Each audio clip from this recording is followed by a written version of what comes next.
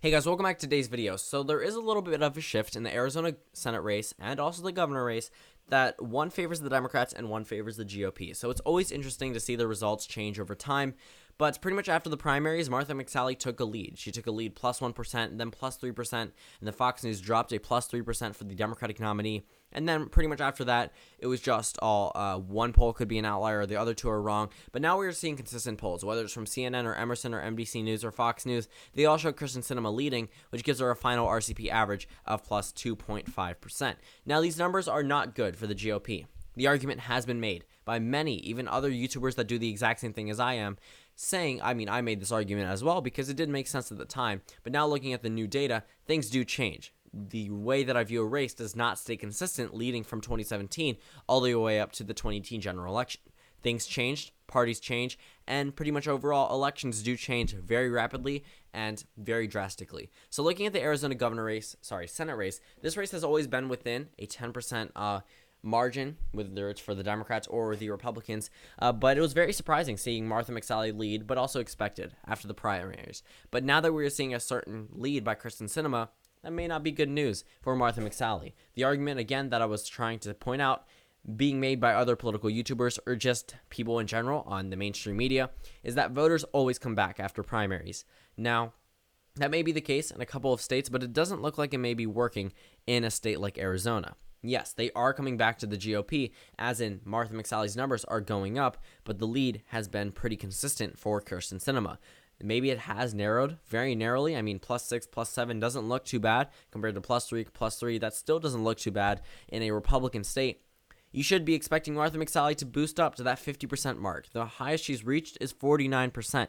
So these Democrats are coming back, and these Republicans are coming back, but the Democratic primary race wasn't too contested. So she never really had those Democratic voters that weren't too inclined to vote for her. They were always with Kyrsten Sinema. If we look at polling taken before the primaries, they were pretty much all in favor of Kyrsten Sinema for the pure reason she had her base solidified from the start.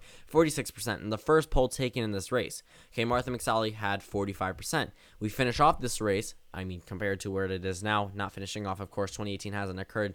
The elections haven't occurred yet, but with Sinema at 48 and McSally at 45. McSally has stayed the same before and after primaries. The first poll ever taken, compared to Kyrsten Sinema, who has gained 2%. Now, that may not be the best lead, but the fact a Democrat has gained more than a GOP representative in the state of Arizona, which is a Republican state that went overwhelmingly to John McCain and Mitt Romney compared to where it went in 2016, very interesting to see these numbers. Now, again, Kyrsten Sinema definitely did have her low points at a 40% point, but then Martha McSally did as well. That same poll showed her at 32%. So these leads definitely were better for the Democrats before the primaries, but it looks like these GOP candidates didn't do that well at a job at boosting up McSally back to numbers that she should be at after the primaries.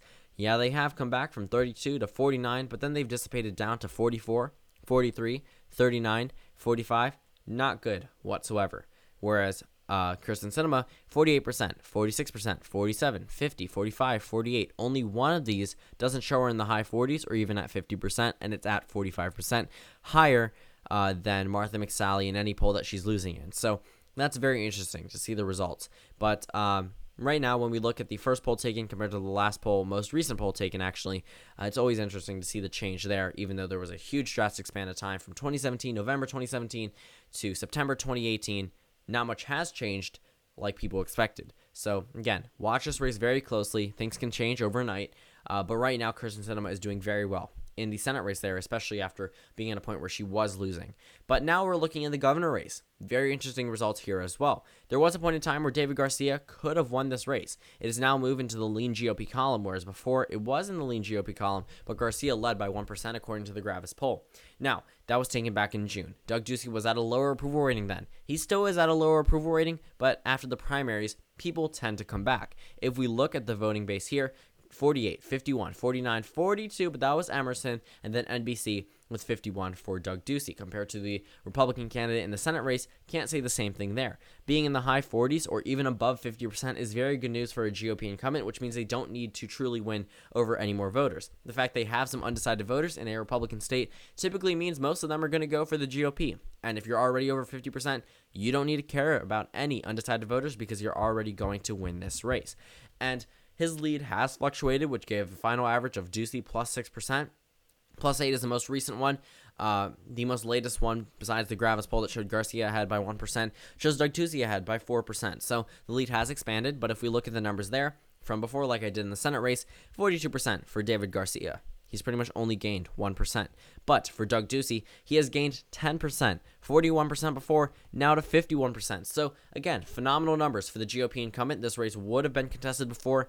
Probably not at this point in time. So that pretty much wraps up our Arizona analysis in terms of the Senate and governor race. Overall, the governor race is good for the GOP, but the Senate race, not so much. So thank you guys for watching this video. Comment down suggestions below, and I'll see you all tomorrow.